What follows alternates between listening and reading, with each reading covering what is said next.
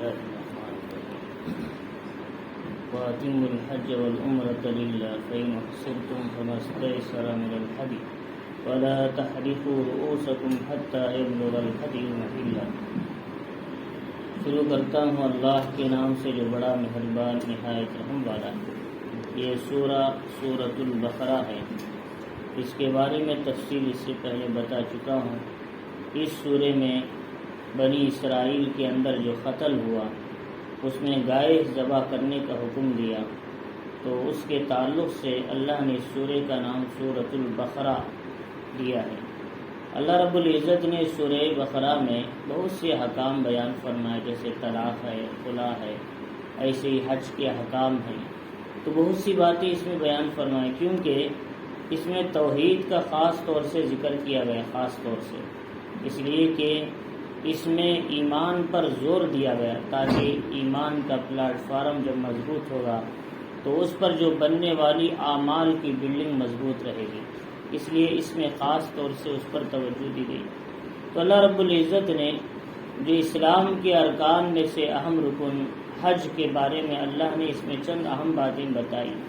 یہ آیت ہے سورۃ البقرہ کی 190 پر 6ویں آیت۔ اصل میں یہاں سے چند آیتیں صلح حدیبیہ کے پس منظر میں نازل کی گئی تھی، جیسا کہ حضور صلی اللہ علیہ وسلم نے دیکھا کہ خواب میں کہ کعبۃ اللہ کا طواف کر رہے ہیں، تو صبح کو صحابہ اکرام کے سامنے اس کا ذکر کیا، تو صحابہ کے دل میں بھی شوق پیدا ہوا۔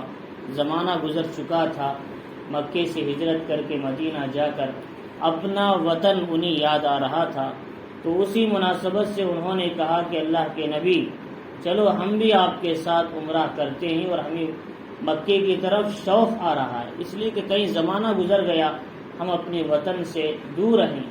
تو حضور صلی اللہ علیہ وسلم نے 6 سن ہجری میں 1400 صحابہ اکرام کا مجمع لے کر جو عمرے کے ارادے سے نکلے، تو اس میں کیا ہے، مکے سے پہلے حدیبیہ ایک علاقہ ہے، حرم اور حل کے بیچ میں ہے۔ حرم کہتے ہیں جو حرم کا علاقہ ہے جہاں کافروں کو جانا ممنوع ہے، جو حرم کہتے ہیں، تو اس کے اندر احرام کے بغیر جانا درست نہیں ہے۔ اس کے باہر کا جو حصہ ہے وہ حل کہلاتا ہے، اور حل سے باہر جو حصہ ہوتا ہے وہ میقات کہلاتا ہے۔ میقات ہوگا، اس کے بعد حل ہوتا ہے، اس کے بعد حرم ہوتا ہے۔ تو لہذا تو وہ حدیبیہ نامی مقام میں صحابہ کو روک دیا گیا، فرمایا کہ اس سال تم عمرہ نہیں کر سکتے۔ تو اسی مناسبت سے اللہ نے کیا ہے ان آیتوں کو نازل فرمایا۔ اگر کبھی سفر میں ایسے مسائل پیش آ جائے کہ عمرے کا احرام بھی باندھ دیے ہیں، حج کا احرام بھی باندھ دیے ہیں، لیکن کسی مرض کی وجہ سے، دشمن کی وجہ سے، بیماری کی وجہ سے وہاں تک نہیں جا سکے، تو آپ اس کے لیے کیا طریقہ کار ہے کہ تم عمرے کا احرام کیسے کھول سکتے ہیں، اس مناسبت سے کچھ احکام بتائے۔ تو اللہ رب العزت نے سب سے پہلا حکم دیا، وَأَتِمُّوا الْحَجَّ وَالْعُمْرَةَ لِلَّهِ، حج اور عمرہ اللہ کے لیے مکمل کیا کرو۔ اسی لیے حضرت عمر رضی اللہ تعالیٰ عنہ سے پوچھا کہ حج و عمرہ کا مکمل ہونے کے کیا معنی؟ فرمایا حج کو حج سے الگ کیا جائے، عمرے کو الگ کیا جائے، یعنی اس کو الگ الگ اعمال میں اس کو ادا کیا جائے۔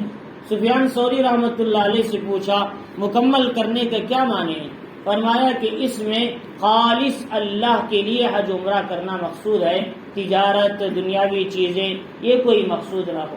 ایسے ہی علی رضی اللہ تعالیٰ نے فرمایا کہ حج عمرہ کے مکمل کرنے کا مطلب یہ ہے آدمی گھر سے ہی اس نیت سے نکلے کہ میں صرف اور صرف اللہ کے گھر کی زیارت کے لیے جا رہا ہوں۔ اسی طریقے سے دیگر فقہاء علماء نے کہا کہ للہ سے اشارہ اس بات کی طرف ہے کہ خالصتاً صرف یہ سفر اللہ کی رضا کے لیے کر رہا ہوں، کسی کو دکھانے کے لیے نہیں۔ یہ سب معنی اس کے اندر فقہاء علماء مفسرین نے الگ الگ انداز سے بتایا۔ تو اللہ رب العزت نے بتایا کہ عمرہ اور حج مکمل کیا کرو اللہ کے لیے۔ اب یہاں ایک بات سمجھنے کی ہے، کیا ہے، حج تو فرض ہے، وَلِلَّهِ عَلَى النَّاسِ حِجُّ الْبَيْتِ مَنِ اسْتَطَاعَ إِلَيْهِ سَبِيلًا، اللہ کے لیے حج کرنا فرض ہے ان لوگوں پر جو حج کو جانے کی طاقت رکھتے ہیں، وہاں تک جانے کا خرچ ہے، سامان ہے، وہ گھر میں بھی انتظامات کر سکتے ہیں، ان پر حج فرض ہو چکا ہے۔ تو حج تو فرض ہے، لیکن کیا ہے عمرہ، اس کے بارے میں کیا حکم ہے؟ یہ واجب ہے یا سنت ہے؟ امام احمد رحمۃ اللہ علیہ اور دیگر فقہاء کہتے ہیں، امام شافعی کا بھی قول ہے کہ حج کرنا واجب ہے، یعنی عمرہ کرنا واجب ہے، حج کے مطلب عمرہ واجب ہے۔ لیکن امام مالک رحمۃ اللہ علیہ، امام حنیفہ رحمۃ اللہ علیہ کا کہنا ہے، یہ قول امام شافعی کا بھی ہے، عمرہ سنت ہے، واجب نہیں ہے۔ ہاں اگر کوئی آدمی کیا ہے عمرہ اور حج کو شروع کر دیا احرام باندھ کر، اب وہ اس کا مکمل کرنا واجب ہے۔ شروع کرنے سے پہلے نفل ہے، سنت ہے، شروع کرنے کے بعد واجب ہے۔ ایسے ایک آدمی عشاء کی سنت کے بعد 2 رکعت نفل ہے، نفل پڑھنے کے لیے آدمی کیا ہے شروع نہیں کیا نفل ابھی، وہ نفل ہی رہے گا۔ لیکن آدمی شروع کرنے کے بعد توڑ دیا، اس کی قضا کرنا پڑے، وہ واجب ہو گیا۔ تو کوئی بھی نفل شروع کرنے سے پہلے نفل ہے، نفل شروع کرنے کے بعد واجب ہو گیا۔ بالکل ایسا عمرہ بھی سنت ہے، عمرہ شروع کر دیا احرام باندھ کر، اب بیچ میں توڑیں گے تو اس کی قضا بھی کرنا پڑے گا، تو واجب ہو جائے گا۔ یہی امام ابو حنیفہ، امام مالک رحمۃ اللہ علیہ کی دلیل۔ لیکن امام احمد کہتے ہیں کہ کیا ہے عمرہ کرنا بھی واجب ہے، وہ ان کا مسلک ہے۔ ہم یہ کہتے ہیں کہ عمرہ کرنا سنت ہے، شروع کرنے سے واجب ہو جاتا ہے۔ تو لہٰذا وَأَتِمُّ الْحَجَّ وَالْعُمْرَةَ لِلَّهِ کا مطلب ہے چاہے حج کا احرام باندھو چاہے عمرے کا احرام باندھو، جب تم نے طے کر دیا چلنا سفر، اب بیچ میں کوئی رکاوٹ آ جائے تو اس کا دوبارہ قضا کرنا، مکمل کرنا واجب ہو جاتا ہے اس پر۔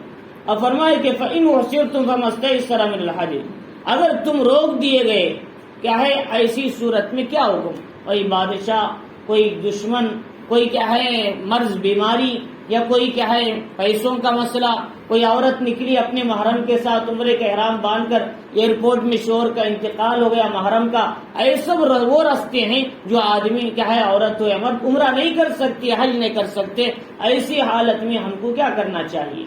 تو قرآن یہ کہتا ہے فَمَا اسْتَيْسَرَ مِنَ الْحَدْيِ، جہاں تم روک دیے گئے وہاں پر تم کیا ہے آئندہ عمرہ نہیں کر سکتے یا پھر کیا ہے حج نہیں کر سکتے، احرام کھولنا پڑے آپ کو، تو ایسی صورت میں حکم یہ ہے اپنی طرف سے ایک جانور حرم میں بھیج کر ذبح کرو، اس کے بعد اپنا احرام کھول دو، آئندہ سال یا جب بھی ہو سکے پھر اس عمرے کی قضا کرو، اس حج کی قضا کرو۔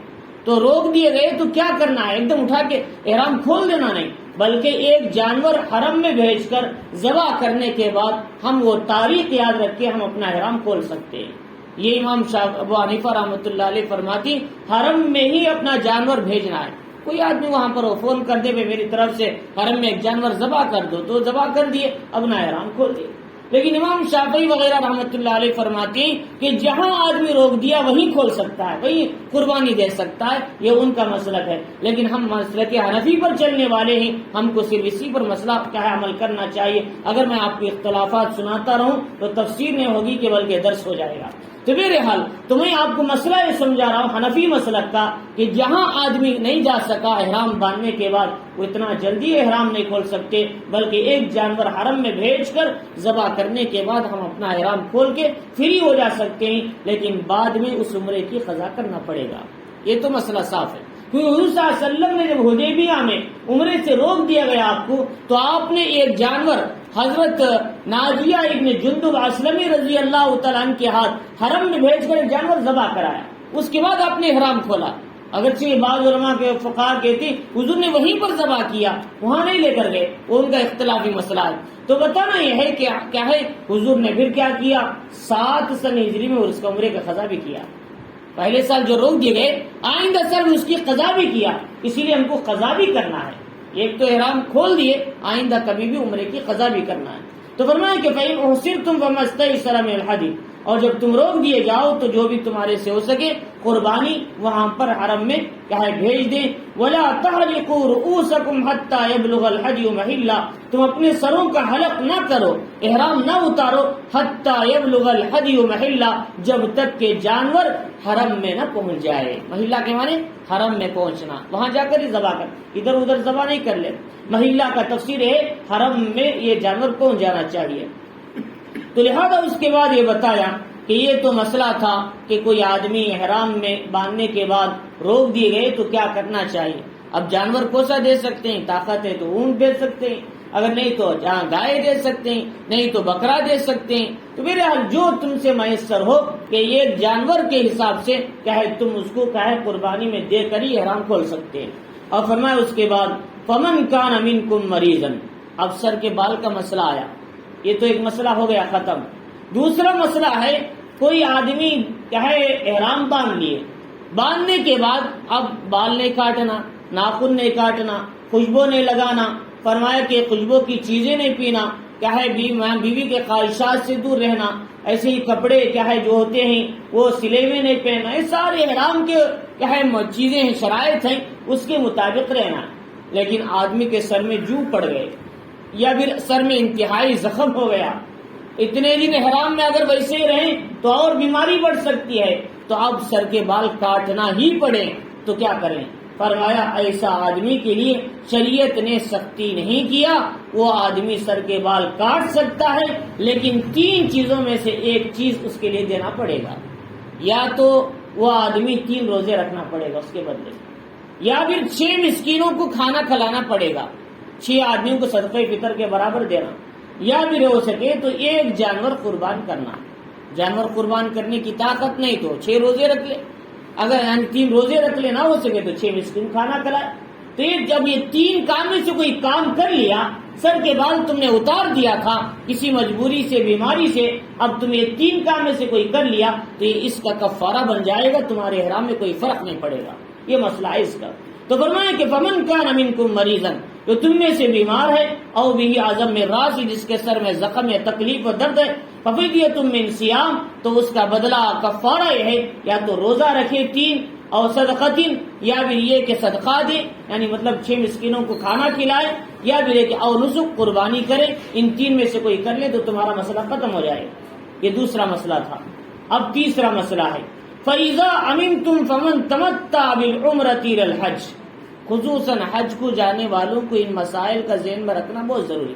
عام مسائل تو سب بول دیتے ہیں حج کام میں، حج تربیتی مسائل، لیکن یہ مسائل اکثر و بیشتر سب کے سامنے نہیں آتے، ان مسائل کا جاننا ضروری۔ فرمایا فَإِذَا أَمِنْتُمْ، پھر تک تم مطمئن ہو گئے، کوئی تکلیف نہیں، کوئی مسئلہ نہیں، امن ہے، کوئی مسئلہ نہیں، تو یہاں یہ امنتم کا تعلق کس سے ہے؟ وہ صرف تم سے، مطلب کہ جب تم کہے روکنے والے کوئی نہیں، کوئی بیماری نہیں، امن کا پورے مکمل امن کے ساتھ تم جب سفر کرنے لگو حج کا، تو فمن تمتع بالعمرۃ الی الحج، اب جو آدمی عمرے کا حج کے ساتھ عمرہ بھی کرے گا تو اس کو چاہیے کہ اس کے بدلے میں شکریہ میں ایک جانور بھی دینا ہے۔ دیکھو حج کی 3 قسمیں ہیں، حج قران، حج افراد، حج تمتع۔ حج افراد بولتے ہیں آدمی صرف حج کا احرام باندھ کر نکلے گا، حج کر کے واپس آ جائے گا۔ آج کل تو آسان ہے، لوگ کیا ہے 8 دن میں بھی حج کر کے آ رہے ہیں، جو قیمت زیادہ دیں تو 5-6 لاکھ 7-8 لاکھ ہو جاتی ہے، کہ 8 دن میں آپ کا حج بھی ہو جائے گا، سارے احکام ہو جائے گے، سیدھے واپس بھی آ جائیں گے۔ 9 کو یہاں سے 8 کو نکلیں گے، 9 کو وہاں رہیں گے، احرام باندھ لیں گے، عرفات میں چلے جائیں گے، مینا میں، مزدلفہ میں پھر کنکر ماریں گے، پھر اس کے بعد وہیں سے نکل کر طواف کر کے آ جائیں گے، ختم 8 دن میں۔ تو لہٰذا جو حضرات کیا ہے، ایک تو حج افراد ہے، صرف حج کر کے آنے والے، ایک ہوتا ہے وہی بار بار جانے نہیں ہوتا، عمرہ بھی کریں گے ہم اس کے ساتھ، تو کیا کریں گے، پہلے عمرے کا احرام باندھیں گے، حج قران بولتے ہیں، احرام باندھ کر اسی احرام میں عمرہ کر کے ویسے ہی رہیں گے، احرام نہیں کھولیں گے۔ پھر 8 تاریخ کو کیا حج شروع ہوگا، حج کے اعمال بھی اسی احرام میں کر لیں گے، پھر سیدھے کنکر مار کے کیا ہے سر کے بال نکال کر طواف کیا ہے اپنے احرام کھولیں گے، گویا حج اور عمرہ ایک ہی احرام سے ہوا ملا کر، اسے کہتی ہیں حج قران، قران کے معنی ملانا۔ تو ایک عمرے میں حج عمرہ 2 کو ملا کر کر دیا ایک احرام میں، اسے کہتے ہیں حج قران۔ یہ کہ حج تمتع، آدمی عمرے کا احرام باندھے، یہاں سے جا کر عمرہ کرے، احرام کھول دے، پھر 8 کو نیا احرام باندھے، اس کے بعد جا کر حج کے اعمال کرے، احرام کھول دے۔ گویا آدمی فرمائے کہ ایک ہی سفر میں کیا ہے یہ کہا احرام کھول کر فائدہ اٹھایا انہوں نے بیچ میں چند دن، فرمایا اسے کہتے ہیں حج تمتع، فرمایا فائدہ اٹھانا۔ تو یہ 3 قسمیں حج کرنے کی، یا تو صرف احرام باندھ کے حج کا احرام حج کرو، یا پھر ایک ہی احرام سے 2 عمل کرو، عمرہ اور حج، یا ایک الگ الگ احرام سے 2 عمل کرو، اسے کہتے ہیں تمتع۔ یہ 3 میں سے کوئی ایک کرنا چاہیے، اکثر و بیشتر ہندوستان سے جانے والے حج تمتع ہی کرتے ہیں۔ عمرہ احرام باندھتے ہیں، جا کر کیا ہے عمرہ کر لیتے ہیں، کھول دیتے ہیں، اتنے دن کہاں رہے، اس لیے پھرنا بھی رہتا ہے، ادھر ادھر جانا تھا، زیارتیں بھی کرنا ہوتا ہے. پھر اس کے بعد 8 تاریخ کو پھر احرام باندھ لیتی ہے، حج کر لے کے پھر احرام کھول کے آ جاتی ہے. اکثر ہندوستان کے لوگ اسی حساب سے عمل کرتے ہیں. تو قرآن نے بھی تمتع کا ذکر کیا. فَإِذَا أَمَنْتُمْ، جب تم امن میں ہو تو ایسی صورت میں عمرہ بھی حج کے ساتھ کرو، عمرے کے ساتھ حج کو بھی ملا لو. تو فرمایا کہ فَمَسْتَيْسَرَ مِنَ الْحَدْيِ، تم سے جو ہو سکے کیا ہے یہ قربانی حرم میں کرنا چاہیے. اسے کیا کس وجہ سے؟ ہم نے ایک سفر میں 2 فائدے اٹھائے، عمرہ بھی کیا حج بھی کیا. ایک احرام سے 2 فائدے اٹھائے، عمرہ بھی کیا حج بھی کیا. تو اس شکریہ میں یہ ایک جانور قربان کرنا ہے. کس کے لیے؟ حج قران، حج تمتع کرنا. صرف حج کا احرام باندھنے والوں کے لیے نہیں، کیونکہ انہوں نے 2 فائدے تو اٹھائے نہیں، تو لہٰذا ان پر کوئی قربانی نہیں. حج قران، حج تمتع جو کرتے ہیں ایک سفر میں 2 عمرے، یعنی عمرہ اور حج ایک احرام سے حج عمرہ کیا، ان کے لیے حکم یہ ہے وہ ایک قربانی حرم میں ظاہر ذبح کرنا چاہیے. اسی کو آج تمام حاجی کیا ہے 10 ذی الحجہ کو سب جانور قربان کرتی، وہی حج عمرہ کا قربانی ہے. اور اس کے بعد یہ بتایا کہ کیا ہے یہ جو حج کیا قربانی جو کرتے ہیں، فرمایا کہ یہ صرف کیا ہے یہ 2 عمرہ اور حج کرنے والوں کے لیے، عام کیا ہے صرف افراد کرنے والوں کے لیے نہیں. اب کوئی آدمی جس کے پاس پیسے بھی نہیں کیا ہے قربانی کرنے کے لیے، عام طور پر زیادہ قیمت ہوتی جانور کی، غریب آدمی گیا پیسے نہیں تو وہ کیا کرے؟ فرمایا اس کا حل بھی اس میں بتایا. اس کا حل یہ ہے، فرمایا کہ حج کے دن شروع ہونے سے 3 دن پہلے 3 روزے رکھ لے. 9 ذی الحجہ سے پہلے کیا ہے 3 روزے رکھ لے. پھر حج کے بعد ختم ہونے کے بعد چاہے حرم میں ہو یا حرم سے باہر آنے کے بعد اپنے وطن آنے کے بعد 7 روزے رکھ لیں. 10 روزے اگر کوئی آدمی رکھ لیا اب اس کی قربانی اس سے معاف ہو جائے گی. یہ جس آدمی کے پاس سہولت نہیں اس کے لیے. آج تو ہر آدمی کے پاس سہولت ہے قربانی کی، لیکن مجبور ہے، صرف حج کے پیسے ہیں، اتنی بڑی رقم اس کے پاس نہیں قربانی دے سکے، وہ اس بار پر عمل کر سکتے ہیں. لیکن شرط یہ ہے کہ حج سے پہلے 3 روزے کمپلسری رکھنا ہے. اگر حج سے پہلے 3 روزے نہیں رکھا بلکہ حج کر لیا، اب ایسے آدمی پر اب 7 روزے سے کام نہیں چلتا، قربانی دینا ہی لازم ہو جاتا ہے.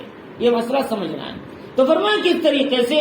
فرماتی فمن لم یجد فصیام 3 ایام، جو آدمی قربانی کرنے کی طاقت نہیں رکھتا، نہیں پاتا جانور، وہ فصیام 3 ایام 3 روزے حج میں رکھے گا. وسبعۃ اذا رجعتم 7 روزے لوٹنے کے بعد، یا تو حج کے عمل ہونے کے بعد مکے میں رکھے گا یا گھر آنے کے بعد رکھے گا. امام شافعی کہتے ہیں گھر آنے کے بعد رکھنا ہے. امام حنیفہ فرماتی لوٹنے کا مطلب ہے حج کے عمل سے فارغ ہونے کے بعد اب 7 روزے رکھو، کہیں بھی رکھو، حرم میں رکھو یا گھر آنے کے بعد رکھو. تو فرمایا یہ تیسرا مسئلہ، میں الگ الگ مسئلہ کر کے سمجھا رہا ہوں. تو قرآن سے یہ سارے مسائل مستنبط ہیں. اور اس کے بعد یہ بتایا، تو یہ مسئلہ تھا قربانی کرنے والوں کے تعلق سے. اور اس کے بعد یہ بتایا ذالک لمن لم یکن اہلہ حاضر المسجد الحرام. اور یہ حج تمتع، ایک سفر سے حج و عمرہ کرنا، ایک احرام سے حج و عمرہ ملا کر کرنا، یہ کام کس کے لیے ہے؟ باہر سے آنے والوں کے لیے. حرم کا آدمی، لوکل آدمی کو اس کی اجازت نہیں، کیونکہ وہ بعد میں بھی کر سکتا ہے، وہ تو ہی رہنے والا، کبھی بھی عمرہ کر سکتا ہے. لیکن دور سے آنے والوں کے لیے مشکل ہوتا ہے سفر طے کر کے پیسے لگا کر آنا، اس کے لیے شریعت نے حکم دیا تم حج کے سے پہلے عمرہ بھی کر لو اور ساتھ میں حج بھی کر لو. فرمائے ذالک لمن لم یکن اہلہ حاضر المسجد الحرام، یہ مسجد حرام میں مقیم شخص کے لیے نہیں ہے، باہر سے آنے والے آفاقی آدمی کے لیے. آفاقی کہتے ہیں جو حرم سے باہر آتی، مدینے سے یا پھر کیا ہے شام سے، سوڈان سے، ہندوستان سے، جو پاکستان سے جو باہر سے جانے والے، ان کے لیے حکم ہے کہ وہ 2 ملا کر ایک سفر میں کام کیا ہے عبادتیں کر سکتے ہیں. واتقوا اللہ، فرمایا کہ دیکھو یہ سارے احکام کی تفصیل تمہارے سامنے رکھ دی گئی، لیکن تم اس میں اگر آگے پیچھے مت کیا کرو، ترتیب سے کام کیا کرو. واتقوا اللہ، اللہ سے ڈرو. واعلموا ان اللہ شدید العقاب، جان لو کہ اللہ سخت پکڑنے والے ہیں. اگر تم نے گڑبڑ کیا تو اس کی پکڑ بھی تمہیں ہوگی. تم نے کیا ہے قربانی نہیں دی، سر کے بال نکال دیا، جو ہے اس کے دم جنایت نہیں دیا. اب ایک مسئلہ یہاں سے سمجھنا ہے. بعض حاجیوں کو اکثر و بیشتر پیش آتا ہے کہ حاجی لوگ حج کرنے کے لیے جب جاتے ہیں تو جو قربانی ذبح کرتے ہیں تو قربانی کے جانور کا گوشت کھانا جائز ہے یعنی حاجی کو. حاجی اب خود اپنی قربانی دیتے ہیں، جو 10 ذی الحجہ کو مینا میں جو قربانی کرتے ہیں اس کا گوشت حاجی کھا سکتا ہے یا نہیں؟ فرمایا کہ اس گوشت کا کھانا حاجی کو جائز ہے، کیونکہ دم شکریہ سب کو کھا سکتے ہیں.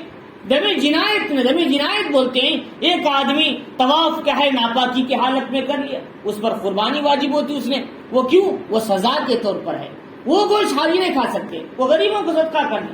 لیکن یہ جو قربانی ہم دیتے ہیں جو 2 عمل ملا کر کرنے کی وجہ سے 10 ذی الحجہ کو اس کا گوشت کھانا حاجی کے لیے بھی جائز ہے. اب اس کے بعد وہاں کب قربانی کرنا چاہیے، وہاں کس کو دینا چاہیے، وہ ساری باتیں حجاج جانے والے معلم بتا دیتے ہیں، ان سے معلومات کر سکتے ہیں. اب فرما اس کے بارے بتایا الحج اشہر معلومات. فرما اللہ رب العزت نے کہ حج کے مہینے متعین ہیں. کون سے حج کے مہینے؟ شوال، ذی القعدہ، ذی الحجہ کے 10 دن. گویا 70 دن یہ حج کے مہینے متعین ہیں. 70 دن ذی القعدہ، ذی الحجہ اور کیا ہے شوال، ذی القعدہ، ذی الحجہ کے 10 دن. شوال تو رمضان کے بعد شروع ہوتا ہے، اس کے بعد آئندہ آنے والا مہینہ ذی القعدہ ہے، اس کے بعد 10 دن تو جو حج کے ہوتے ہیں، جو 10 کو قربانی ہوتی ہے. فرمایا یہ جو مہینے ہیں ان میں حج کرنا چاہیے. امام حنیفہ رحمۃ اللہ علیہ فرماتے ہیں اگر کوئی آدمی ان مہینوں سے پہلے حج کا احرام باندھ لیا تو ادا تو ہو جاتا ہے لیکن مکروہ ہوتا ہے. لیکن دیگر فقہا کہتے ہیں اس کا حج ہی نہیں ہوتا. وہ کہتے ہیں کیونکہ حج کے مہینوں سے پہلے باندھ لیا اس نے احرام، لہذا عمرے میں ہو جاتا ہے حساب لیکن حج میں نہیں ہوتا. لہذا ان مہینوں میں کیا ہے کریکٹ ذی الحجہ میں، شوال میں، ذی القعدہ میں جو حج کا احرام باندھتی انہی کا حج کا احرام سمجھا جائے گا. اس سے پہلے جو بنائیں گے حج کا احرام میں حساب نہیں ہوتا. تو بہرحال تو قرآن کے تعالی حج و اشہر معلومات، حج کے مہینے متعین معلومات. فمن فرض فیہن الحج. اب دیکھو ان مہینوں میں جس نے حج کو فرض کر لیا اپنے اوپر، مطلب احرام باندھ لیا، سفر شروع کر دیا، طے کر دیا، فرمایا کہ ایسی صورت میں 3 کام نہیں کرنا. حاجی کو کیا کرنا ہے؟ 3 کام نہیں کرنا. فرمایا فلا رفث، میاں بیوی سے خواہشات والے کام سے دور رہنا. آپس میں کسی بھی قسم کی ایسی بات نہیں کرنا جس سے شہوتیں بھڑک اٹھیں اور گناہ تک پہنچ جائیں.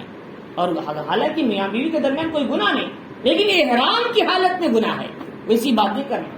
فلا رفث کے معنی ہی ہے کہ صحبت وغیرہ کی باتیں کرنا. اور اس کے بعد یہ بتا ولا فسوق، اور جو محرمات چیزیں ہیں جن کے کرنے سے احرام کے ممنوعات ہیں ان سے بچنا ہے. مثلا کیا ہے سلے ہوئے کپڑے نہیں پہننا، خوشبو نہیں لگانا، سر نہیں ڈھانکنا، چہرہ نہیں ڈھانکنا. فرمایا اسی طریقے سے کیا ہے میاں بیوی کے درمیان ایسی ویسی باتیں نہیں کرنا. فرمایا ایسے حرم کے کسی شکار کو نہیں مارنا. فرمایا یہ سب کیا ہے محرمات ہیں، احرام والے کے لیے ان سب چیزوں سے بچنا ہے، یہ سارے کام سے بھی بچنا ہے. فرمایا فلا رفث ولا فسوق ولا جدال فی الحج. اب فرمایا کہ رفث بھی ہو گیا، فسوق بھی ہو گیا، یعنی آپسی کیا ہے میاں بیوی کے آپسی مسئلے کو، آپسی تعلق کو بھی روکے رکھنا اور گناہ سے بھی رکنا، نافرمانی سے. تیسرا حج کے مہینے میں جھگڑا اور بحث مباحثہ نہیں کرنا، کیونکہ شیطان باقاعدہ اس وقت میں تمہیں غصہ دلاتا ہے تاکہ تمہارے حج کو خراب کر سکے. اسی لیے میرے استاد مفتی سعید صاحب پالن پوری رحمہ اللہ اس آیت پر خاص طور سے بتایا کہ فرمایا کہ شیطان اللہ تعالیٰ نے یہ آیت میں فلا جدال کا جو لفظ لائے خاص طور سے اس موقع پر، اس لیے کہ شیطان حج کے مہینے میں خاص طور سے تمہیں غصہ دلاتا ہے. آپس میں سفر میں بس چڑھتے ہوئے بس اترتے ہوئے کیا ہے روم میں رہتے ہوئے غصہ دلاتا تھا کہ تم جھگڑ پڑو. فرمایا ایسے وقت میں اپنے حج کی حفاظت کر لو. اس لیے محمد الرسول اللہ صلی اللہ علیہ وسلم نے فرمایا من حج کیا ہے فلم يرفث ولم يفسق کیا ہے رجع من ذنوبه كيوم ولدته امه.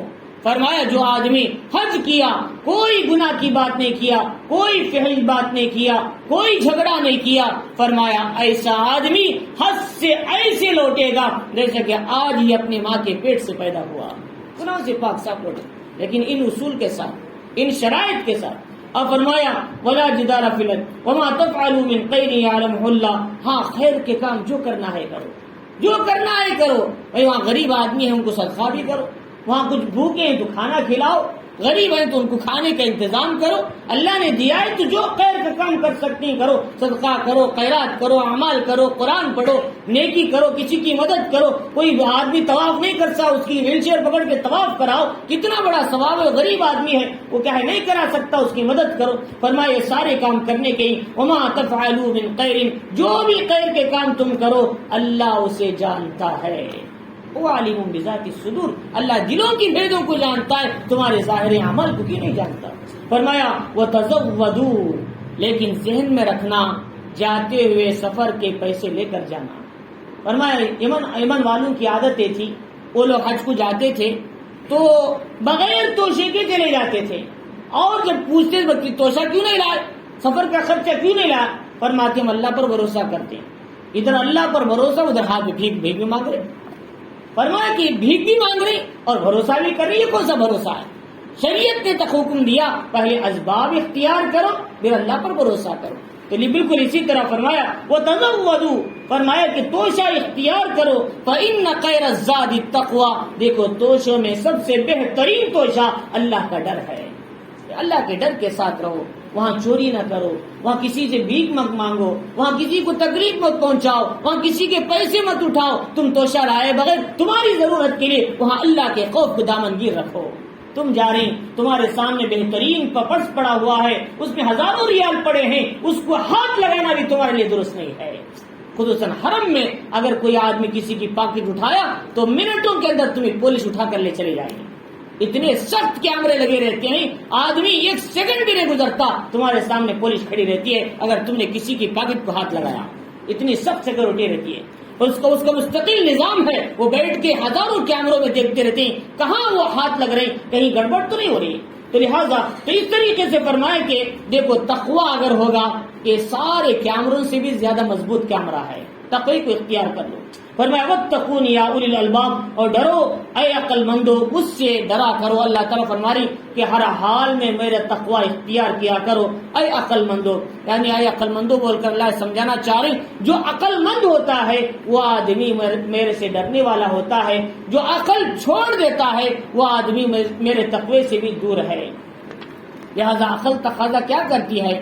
شریعت کا تقاضا، عقل کا تقاضا یہ ہے آدمی ایسے کام نہ کرے جو لوگوں کے سامنے بھی رسوا ہو، ایسے کام نہ کرے جو اللہ کے سامنے بھی آدمی قیامت کے دن رسوا ہو.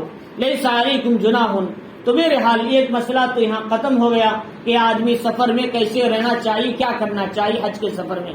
اور اس کے بعد یہ بتایا اب اس زمانے میں ایسا ہوتا تھا کہ کچھ بازار تھے مینا میں، مزدلفہ میں وغیرہ میں، جن کا نام اکاس تھا، ہے ظلم جنہ تھا، کچھ بازار تھے. ان بازاروں میں زمانے جاہلیت میں کافی لوگ تجارت کرتے تھے، وہاں مورتیاں بیچے، وہاں وہ بیچے، یہ بیچے. جب اسلام آیا حج کرنے لگے صحابہ اکرام پوری پاکیزگی کے ساتھ، تو صحابہ تجارت کرنا چاہتے تھے لیکن کفریہ ماحول کی جو پہلے چلتی تھی وہاں تجارت، اس کی وجہ سے وہاں تجارت کرنے کو گناہ سمجھتے تھے. شریعت نے حکم دیا بھائی زمانے جاہلیت میں تجارت ہوتی تھی تو اس سے تمہیں کیا فرق پڑتا؟ اب تو زمانے جاہلیت کی چیزیں وہاں نہیں ہو رہی، تم تجارت کرو، کوئی مسئلہ نہیں. لہذا کوئی حاجی گئے یہاں سے کوئی سامان گئے لے کر جاتے جاتے وہاں کوئی سامان بیچ دیا، وہاں سے کوئی سامان لا لیا، وہی مسئلہ ہے. لیکن یہ موقع سمجھ کر سننے کی بسکٹوں کو خریدنے کا ارادہ نہیں رکھنا. یہاں سے وہاں جا کر سننے کی بسکٹ لو، یہاں لا کر بیچو، اچھی قیمت میں بکتے ہیں، 96 کیرٹ کے ہوتے ہیں. پر اس طریقے کی باتیں نہیں ہونا چاہیے. مقصد صرف حج ہونا چاہیے، تجارت تمہاری فروئی چیز ہے. فرمایا اگر تم نے تجارت کے لیے گئے تو تمہارا حج ناقابل قبول کہلائے گا.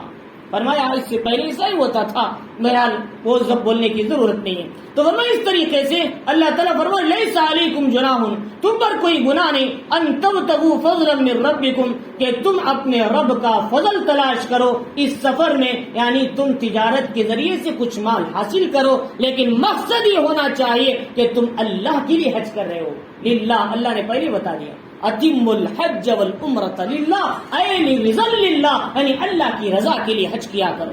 فرمایا کہ فاذا افضتم من عرفات، تو یہاں پر اللہ مختلف مسائل سمجھاتے آ رہے ہیں. پھر جب تم عرفات سے واپس ہو جاؤ عرفات سے کب جاتے ہیں حاجی؟ حاجی جو ہے 9 ذی الحجہ میں ہے 12 بجے سے پہلے لوگ مینا میں 8 تاریخ کے 5 نمازیں پڑھنے کے بعد 8 سے پھر صبح میں آ جاتے ہیں عرفات کو، صبح کو نکل کر عرفات میں 12 بجے سے پہلے عرفات میں پہنچ جاتے ہیں۔ اور یہ 9 تاریخ ہوتی ہے، 9 تاریخ میں عرفات میں ظہر اور عصر کی نماز عصر کے وقت میں ادا کی جاتی، ظہر کے وقت میں ادا کرتے ہیں۔ ظہر اور عصر کی نماز ظہر کے وقت میں ایک ہی جماعت بنا کر امام صاحب پڑھاتے ہیں، کوئی مسجد کیا ہے نمیرہ کے اندر، جسے نمرہ بولتے ہیں، مسجد نمیرہ اس کا نام۔ فرمایا کہ وہ مسجد جو ہے 4 لاکھ انسانوں کی کیپیسٹی رکھتی ہے اپنے اندر۔ فرمایا اتنا بڑی کیا ہے جگہ ہے، اس میں حاجی بڑھے، لیکن ہمارے حاجی تو 4 لاکھ سے زیادہ ہوتے ہیں، 25-30 لاکھ ہوتے ہیں۔ سارے لوگ مسجد میں گھسیں گے تو کہاں ہوگا؟ اکثر و بیشتر حاجیوں کو وہاں تک دور امام بھی نظر نہیں آتے، مجمع بھی نظر نہیں آتا، وہ حاجی کیا کرے؟ کمرے میں کیا ہے جماعتیں بنا لیتے ہیں، کوئی 1000 ہے، کوئی 500 بنا لیتے ہیں۔ اب یہ کمرے میں بنانے والوں کا کیا حکم ہے؟ کیا وہ بھی کیا ہے 2 نمازوں کے ایک ساتھ ملا کے پڑھے؟ جائز نہیں ہے۔ اگر امام کے پیچھے پڑھ رہے ہیں آپ مسجد نمیرہ میں، وہاں کے امام کے پیچھے جب ہی 2 نمازوں کو ایک ساتھ ملا کے پڑھ سکتے ہیں۔ کیا ہے ایک اذان کیا ہے ایک ہی اقامت کے ساتھ دونوں نمازیں نمیرہ کے اندر امام صاحب جو باہر سے آتے ہیں نجد، وہ قصر نماز پڑھاتے ہیں 2 رکعت۔ یہ کن کے لیے؟ امام کے پیچھے پڑھنے والے۔ لیکن جو ڈیروں میں پڑھتے ہیں ان کو 4 پوری پڑھنا چاہیے، کیونکہ مقیم کہلاتے ہیں، وہاں 4 کیا ہے 15 دن پہلے پہنچ جاتے ہیں، 15 دن قیام ہو جاتا ہے ان کا۔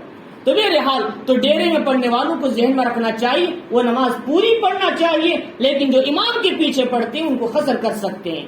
تو فرمایا کہ جب تم عرفات سے لوٹو، اب کیا ہوا؟ وہاں 2 نمازیں پڑھے، ظہر اور عصر، ظہر کے وقت میں ایسے جمع تقدیم بولتے ہیں۔ اب پڑھنے کے بعد عصر کے بعد سے لے کر غروب آفتاب تک جو سورج ڈوبنے کا وقت ہوتا ہے، یہ وقت خاص طور سے عرفہ کے اندر اللہ کی یاد میں مشغول ہونے کا وقت ہوتا ہے۔ محمد الرسول اللہ صلی اللہ علیہ وسلم نے عصر کی نماز پڑھ کے سورج غروب ہونے تک اپنی اونٹنی پر بیٹھ کر اللہ کے سامنے رو رو کر گڑگڑا کے دعا کرتے تھے۔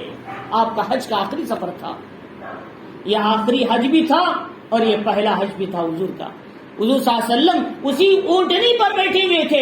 محمد الرسول اللہ صلی اللہ علیہ وسلم پر آیت نازل ہوئی، اليوم اکملت لکم دینکم واتممت علیکم نعمتی ورضیت لکم الاسلام دینا۔ نبی آج میں نے تمہارے لیے تمہارے دین کو کامل مکمل کر دیا، اور میں نے مکمل کر دیا اپنی نعمت کو، اور تمہیں جس دین کو پسند کیا وہ دین کا نام دین اسلام ہے۔ فرمایا تو یہ وقت اہم ہے، اکثر و بیشتر لوگ یہ وقت میں قدر نہیں کرتے۔ یہ وقت جو جبل رحمت ہے اس کے دامن میں کھڑے ہو کر خاص طور سے عبادت کا موقع ہے۔ محمد الرسول اللہ صلی اللہ علیہ وسلم اور آپ سے پہلے جتنے انبیاء آئے وہاں پر جو دعا کیا، لا الہ الا اللہ وحدہ لا شریک لہ لہ الملک ولہ الحمد وہو علی کل شیء قدیر، تمام انبیاء نے وہاں پر قیام میں اس دعا کو ادا کیا تھا۔ حاجی کو بھی وہاں یہ دعا کا خاص اہتمام رکھنا چاہیے۔ تو چنانچہ فرماتے ہیں کہ وہاں پر کیا ہے قیام ہوگا کب؟ سورج ڈوبنے تک، مغرب کا وقت شروع ہونے تک۔ اگر کوئی آدمی مغرب کا وقت شروع ہونے سے پہلے عرفات کے میدان سے باہر چلے گیا تو ایسی صورت میں اس پر دم واجب ہو جائے گا۔ لہذا بعض لوگ بس پہلے سے لا کر کھڑا کر دیتے، معلوم نہیں ہوتا، بھائی فوراً جا کے بیٹھ جاتے میں بس نکل جائے۔ اس لیے وہاں کے جو معلم ہیں وہ بتاتے بھائی سورج غروب ہونے سے پہلے تم میدان سے نہ نکلو، وقوف تمہارا مکمل ہے، اصل وقوف تو وہی ہے۔ لہذا اس لیے ہمیں چاہیے کہ وہاں پر کیا ہے سورج غروب ہونے تک باقاعدہ وہیں پر رہنا ہے، اس کے بعد نکلنا چاہیے، یہ خاص اہتمام۔ اور اسی لیے محمد الرسول اللہ صلی اللہ علیہ وسلم سے پوچھا گیا حج کس کا نام ہے؟ الحج عرفہ، عرفہ میں ٹہرنے کا نام ہی اصل حج ہے، اور طواف کرنے کا نام ہی اصل عمرہ ہے۔ عمرے میں طواف اصل ہے، حج میں عرفہ کا قیام اصل ہے۔ لہذا اگر کسی نے سارے اعمال کر لیا لیکن عرفہ میں قیام نہیں کیا، وہ بغیر حج کے واپس ہوا، اس کا حج ہی ادا نہیں ہوتا، وہ پیسے سب بیکار ہو جائیں۔ تو فرمایا تو وَإِذَا أَفَضْتُم مِّنْ عَرَفَاتٍ، جب تم لوٹو عرفات سے، کہاں لوٹو گے؟ مینا کو، مزدلفہ کو چلے جاؤ گے۔ کب؟ سورج غروب ہونے وقت. مزدلفہ میں کیا ہے عرفات میں وہاں مغرب کی نماز نہیں پڑھنا.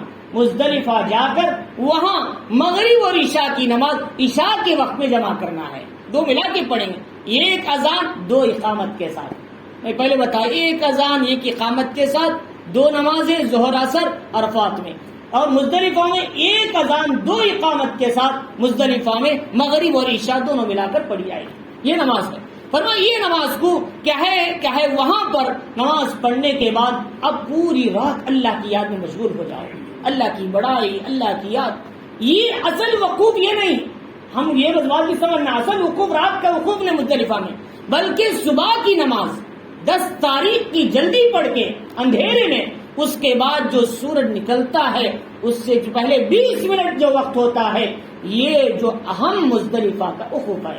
اکثر لوگوں کو معلوم نہیں، ہمارا مزدلفہ ہو گیا رات کو نکل گئے، اصل وقوف کو چھوڑ دیا انہوں نے.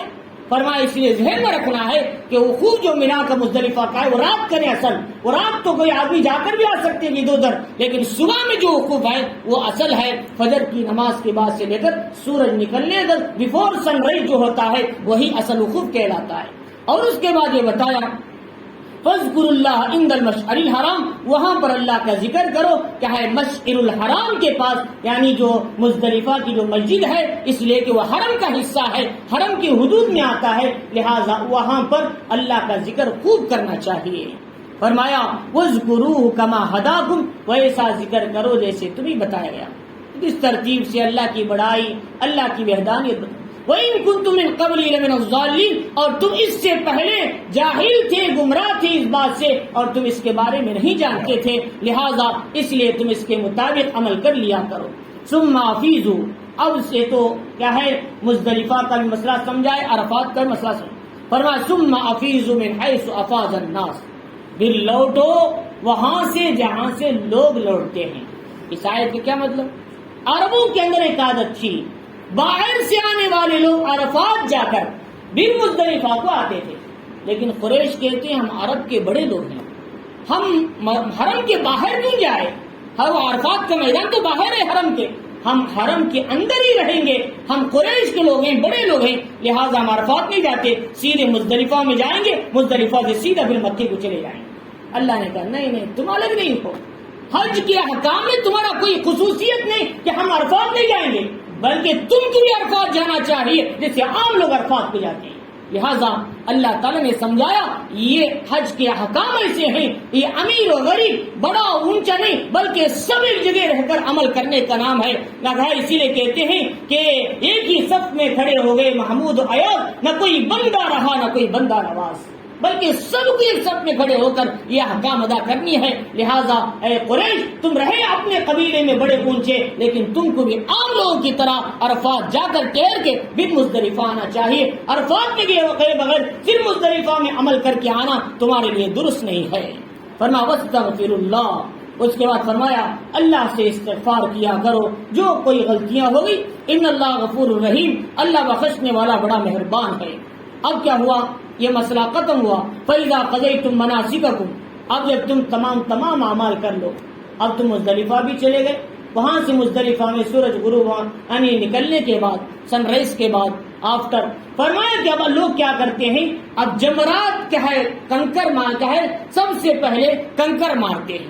اب کنکر مارنے والے زوال سے پہلے مارتے ہیں پہلے دن، اس کے بعد دوسرے دن زوال کے بعد، تیسرے دن بھی زوال کے بعد، شام تک وقت رہتا ہے تبھی مار سکتے. عورتوں کو تو رات میں بھی وقت رہتا ہے، عورتوں کو مجمع زیادہ ہونے کی وجہ سے شام تک نہیں گئے، رات میں بھی مار سکتے ہیں، ان کے لیے اجازت ہے. لیکن مرد حضرات کو جو طاقتور ہیں وہ سورج ڈوبنے سے اندر مار لینا چاہیے زوال کے بعد سے لے کر. تو میرے حال فرمایا کہ ایسے وہ سارے احکام جو کرنے ہیں تو اس کے سارے احکام کر لیے، اس کے بعد قربانی بھی دے دیا، اس کے بعد سر کے بال بھی نکال لیے. فرمایا فاذکروا اللہ کذکرکم آباءکم، اب اللہ کا خوب ذکر کیا کرو، اللہ کی بڑائی کرو، تکبیر پڑھو، خوب اللہ کی بڑائی کرو. پہلے زمانے میں ایسا ہوتا تھا، لوگ حج سے فارغ ہو جاتے، قربانی کر دیتے، اب کعبۃ اللہ کے سامنے سارے خاندان والے آ جاتے تھے، بڑے بڑے قبیلے والے، وہ کہتے ہیں میرے بابا ایسے ہیں، میرے دادا ایسے ہیں، میرے فلاں ایسے ہیں. اللہ کہتے ہیں جیسے تم حرم میں اپنے باپ داداؤں کی جتنا ذکر کرتے ہو، اس سے بھی زیادہ میری بڑائی اور اللہ کی میری تعریف کیا کرو. اللہ نے اس کا ذکر کیا. تو فرمایا کہ اللہ تعالیٰ فرما رہے کہ فَإِذَا قَضَيْتُم مَنَاسِكَكُم، تم اپنے مناسک حج پورا کر لو. فَاذْكُرُوا اللَّهَ، اللہ کا ذکر کرو جیسے تم اپنے باپ داداؤں کا ذکر کرتے ہو. او اشد ذکرا، اس سے بھی زیادہ اللہ کی بڑائی اور تعریف کیا کرو. اور اس کے بعد کہا لوگوں میں سے بعض وہ ہیں وہاں دعا کرتے ہیں وَمَن يَقُولُ رَبَّنَا آتِنَا فِي الدُّنْيَا وَمَا لَهُ فِي الْآخِرَةِ مِنْ خَلَاقٍ، کہتے ہیں اے اللہ ہمیں خوب دنیا دے دے، مال دے، دولت دے، گاڑیاں دے، بلڈنگ دے اور ساری دنیا کے عیش و آرام دے، لیکن آخرت کچھ بھی نہ دے.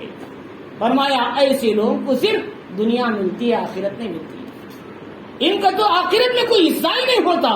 فرمایا وَمَا لَهُ فِي الْآخِرَةِ مِنْ خَلَاقٍ، قرآن کہتا ہے. لیکن محمد الرسول اللہ صلی اللہ علیہ وسلم نے ہمیں دعا سکھائی ہر نماز کے بعد، ربنا آتنا فی الدنیا حسنہ وفی الآخرۃ حسنہ وقنا عذاب النار. اے اللہ دنیا کی بھی بھلائی دے، آخرت کی بھی بھلائی دے، ہمیں دوزخ کے عذاب سے بچا.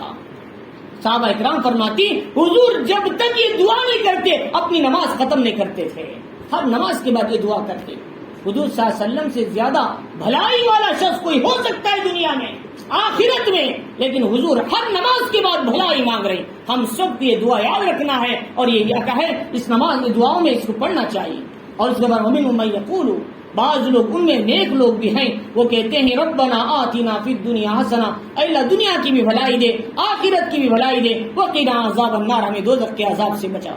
اولئک لہم نصیب مما کسبوا، یہ ان کے لیے وہ ہے جو ان کا ہے انہوں نے عمل کیا. اللہ سریع الحساب، اللہ تعالیٰ جلد حساب لینے والے. اب یہاں ایک اہم بات ہے آخری بتایا کہ وَاذْكُرُوا اللَّهَ فِي أَيَّامٍ مَّعْدُودَاتٍ. اب جو کنکر مارتے ہیں پہلے دن کا حساب لیں، 10 تاریخ کا، وہ تو مار دیے پہلے دن. اور فرما اس کے بعد اصل جو حساب ہے 11 12 13، یہ 3 دن اصل کنکر مارنے کے.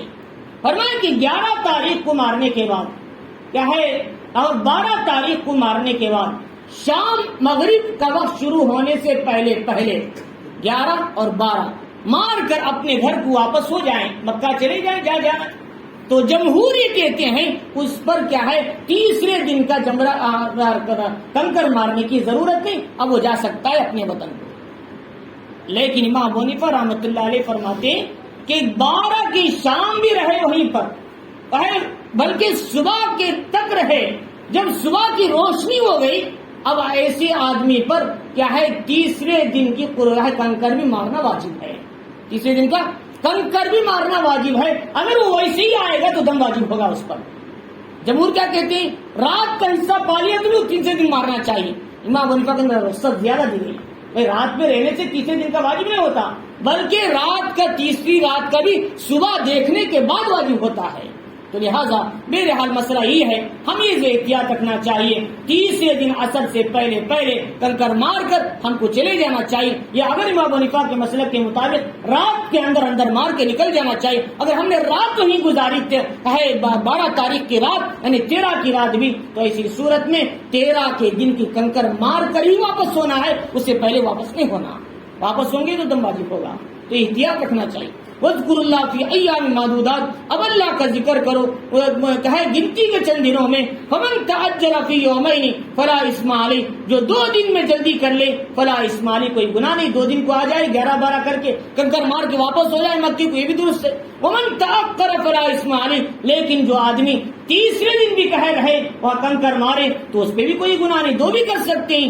لمن اتقى، اس شخص کے لیے جو اللہ سے ڈرتا ہے. واتقوا اللہ، اللہ سے ڈرو. واعلموا انکم الیہ تحشرون، تم سب کو اسی کی طرف اٹھنا ہے، جمع ہونا ہے. دیکھو اللہ ہر بات کے بعد واتقوا اللہ، ہر بات کے بعد واتقوا اللہ کہتے ہیں. یہ پورا حج کا عمل اللہ سے ڈر کے کرنے کا کام ہے. فرمایا ہر کام حج کا اللہ سے ڈر کے کیا کرو. تو میرے حال تو یہاں تک کہ اللہ رب العزت نے تمام احکام جو حج کے لیے ضروری امپارٹنٹ مسائل ہیں اس کو اللہ نے پورے تقریباً 2 صفحے کے اندر تمام احکام کو وضاحت کے ساتھ اللہ تعالیٰ نے بیان کیا. لہٰذا ہم کو چاہیے کہ حج ایک عظیم عمل ہے، اس کو صحیح معنی میں کرنا چاہیے اور اس کے اندر خصوصاً تقویٰ، للہیت اور اللہ کا خوف ہونا چاہیے. اور وہاں پہنچ کر بھی اگر کوئی آدمی گناہ کرتا ہے 1 لاکھ گناہوں کا بوجھ اٹھاتا ہے، وہاں نیکی کرتا ہے تو 1,00,000 نیکیوں کا ثواب اٹھاتا ہے، صدقہ کرتا ہے 1,00,000 صدقے کا ثواب ملتا ہے حرم کے اندر، اور نوافل پڑھتا ہے تو بھی اس کے لیے ثواب ہے۔ تو فرمایا سارے اعمال وہاں زیادہ ملتے ہیں لیکن گناہ کا وبال بھی زیادہ ملتا ہے۔ وہاں پہنچ کر فوٹوگرافی سیلفی لینا فرمایا بہت بڑا گناہ ہے۔ وہاں پر جا کر نیکیاں کما کر آنے کے بجائے سیلفیاں لے کر ہم اونٹے میں ہاتھ سے وہاں گناہ اٹھا کے لاتے ہیں، سوچتے ہیں ہم بہت کچھ لے کر آ گئے لیکن ہم نے کچھ نہیں لایا بلکہ شیطان کے اثر کو لے کر آئے ہیں۔ تو لہٰذا اللہ رب العزت ہم سب کی احکام حج کو ذہن میں رکھنے اور اس کو صحیح معنی میں عمل کرنے کی ہم سب کو اللہ تعالیٰ ہم سب کو توفیق عطا فرمائے۔